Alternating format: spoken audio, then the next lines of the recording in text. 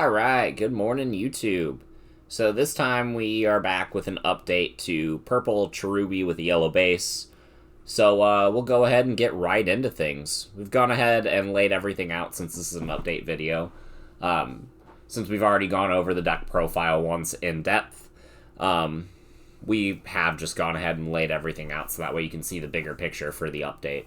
So if you guys do like this kind of content, make sure you guys like and subscribe, and we'll go ahead and start with the level 2s. The level 2s I've kept pretty much the same. I've been playing 3 Cupie and 2 Upa.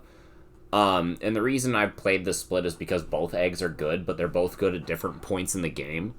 Typically, I want to see a Cupie within my first or second egg, which is why I'm playing 3 of that one. But mid to late game, Upa does put in a lot of work.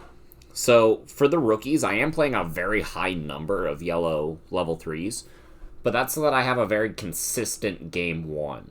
This makes it so that I can side out copies of Cutemon, or I can side out the Lucemon in game 2 and game 3 to side in cards like Neo Devi against the blue hybrid matchup, or side in Rebellimon against high-end decks, or side in Susano against yellow hybrid, or anything that's grindy, or anything that I need to see higher numbers into security. So these sideways cards right here on the side are going to be the side deck. The 2 Neo Devi, the 1 Rebelli, and the 2 Susano. So just so you know whenever you're looking at this. But yeah, with the yellow level 3s, I got 3 copies of Bushi Agumon because bringing back Bushi for game is very, very doable. You're discarding this card with Koichi a lot. You have 3 copies of Cutemon, which really, really puts in work this meta. Going into Bt7, we'll probably cut a copy of this or 2. But I don't really know how this card interacts with Jawgress. So if this card stops Jawgress, then we'll actually bump it up to 4. But if it doesn't stop Jawgress, and I don't think it would, then we'll probably make this card like a 1 or a 2 of whenever Bt7 finally does roll around. We have 2 Salamon. We don't really need a whole lot of it, and if we need to see more of it, we can loop it. So that's why I felt like 2 is fine. 3 Pulsemon. Having this many Pulsemon is really kind of funny, because if you have a Cherubi on board, and let's say they have 2 memory and it's their turn, and they have an effect that's activating that will destroy Cherubi, then you can pull back 3 Pulsemon if you have 3 or more Tamers in play, and then make it your turn, which is pretty funny.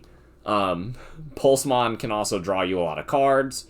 And this deck also has an alternative win condition and just kind of like rushing your opponent down with just cheap, effective bodies. And Pulsemon is a cheap, effective body, so I do really like that card. I am playing the 1 Lucemon in the main. It's kind of clunky, but it does help in the grindier matchups, and if it doesn't help, then you side it out game 2. It's a really easy card to side out. And honestly, I'm kind of hesitant to keep it in the main deck. I might swap this card out to put a Neo Devi in the main deck, just because Blue Hybrid is so prominent in the meta. And this card is pretty bad into that matchup because they're just going to stun it. And then Bokomon is really good. You can bring this card back with Cherubi, get a bunch of searches, and then evolve your Tamers, gain a bunch of memory off of it, and then just kind of go in for game that way. Bringing back a bunch of Bokos and Bushi Agumons will win you most games. So then, yeah, we'll go into the Tamers next because we can evolve those into our hybrids.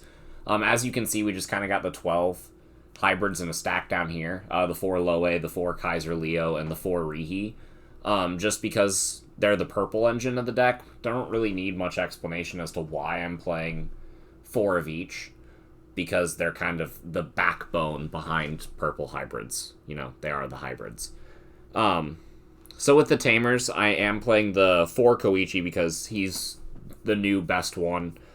We have 3 copies of Matt because he's the one you want to be looping back the most.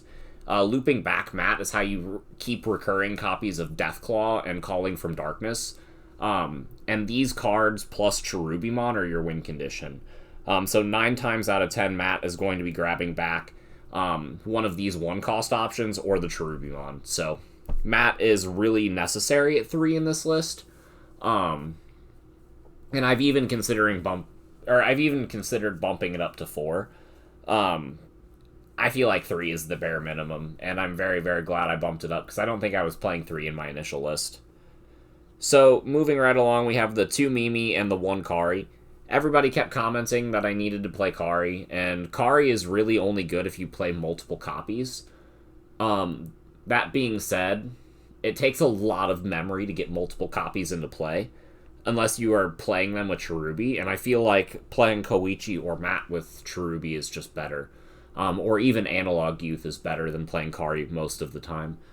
But Kari does have value as as a one-of, because if you're not playing multiple copies, you don't need as much investment to disrupt your opponent's plays, but the gaining 1 memory here and there will more than make up for the 3 cost of playing it, and it will sporadically hinder them. But it is an easy card to side out if it's in a matchup that it just is too slow against. But I have been trying it. I do like the Mimis better. I am playing the 2 Mimis because they function very, very well with the Calling from Darkness and Deathclaws. Making those cards essentially free while getting your massive Cherubi effect is just nuts. Plus, it's really good into Blue Hybrid, and Blue Hybrid is the meta right now, so I do want to keep 2 copies at least of Mimi in the main. Plus, Mimi is a 2-cost tamer. 2-cost tamers are absolutely bonkers this format because they replaced the 2-cost vanilla rookies that people did play, and they're tamers, so it's very, very hard to interact with them. So, Mimi is just an overall fantastic card, and I wouldn't play any less than 2 in this deck. I am playing 2 Analog Youth in the last slot. This is a white tamer, so I can't evolve my hybrids over it. So that's the only reason, or that's the reason I'm only playing 2 and not any more than that. However, I am playing 2 because it sets up your trash. It gets you memory whenever you pop the Cherubi.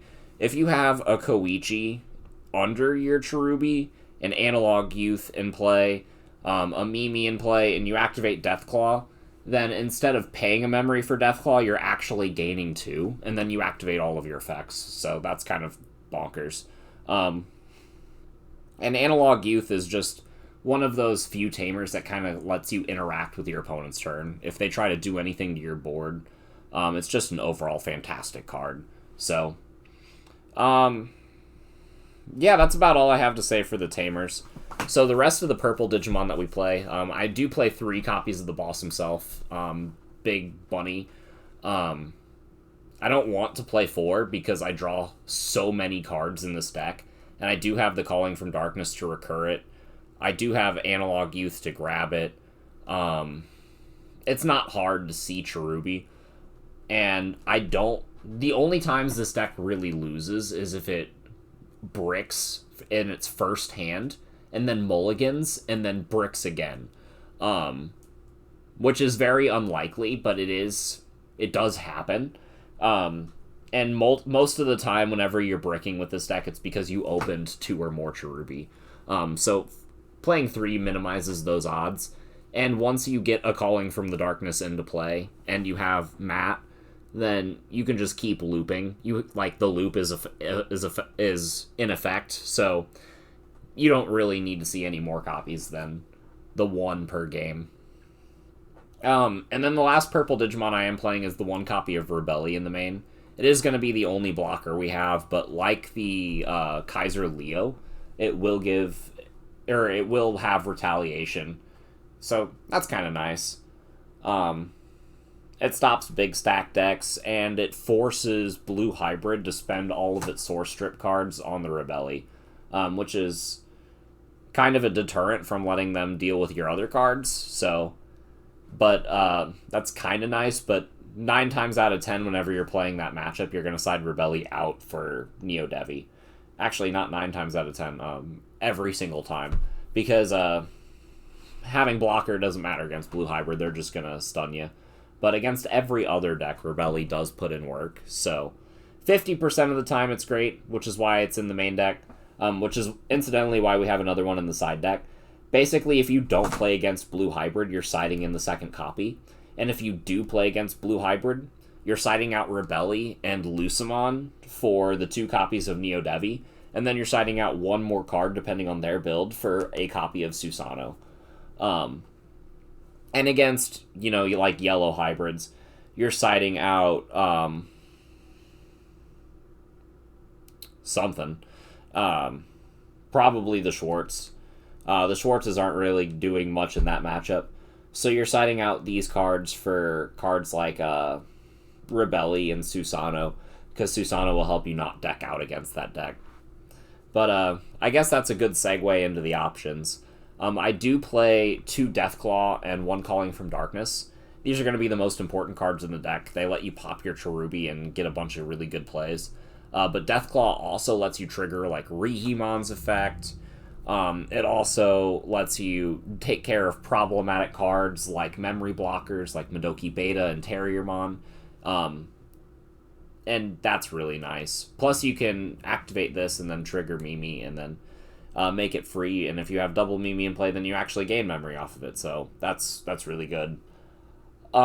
Schwartz, we ended up cutting it down.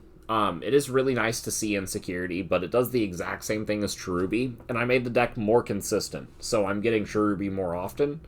So I felt like cutting this card down by 1 was was in effect a really good decision. The last option I am playing is the single copy of the Reinforcing Memory Boost. It's limited to 1. It's a great card, and in grindy matchups, it's really great. But if you're playing against a beatdown, like Rush-style deck, this is a card that you might side out, just because you won't oftentimes have 6 memory to spend. But yeah, that's it for the main deck and the eggs, and I've kind of gone over the side deck already. So, yeah, it's just the 2 Susano, the Rebelli, and the Neo Devi. Against blue hybrids, yeah, you're trying to side in the double Neo Devi and the Susano. And against, grindier decks, you're trying to side in the Rebelli and at least 1 Susano. You have 2 there for decks like yellow-purple hybrid, and sometimes the mirror match, because this card is just really, really good if they try to deck you out. So, yeah, that's about all I have to say. Again, make sure you guys like, comment, subscribe, and we will see you guys in the next video. Bye, everyone.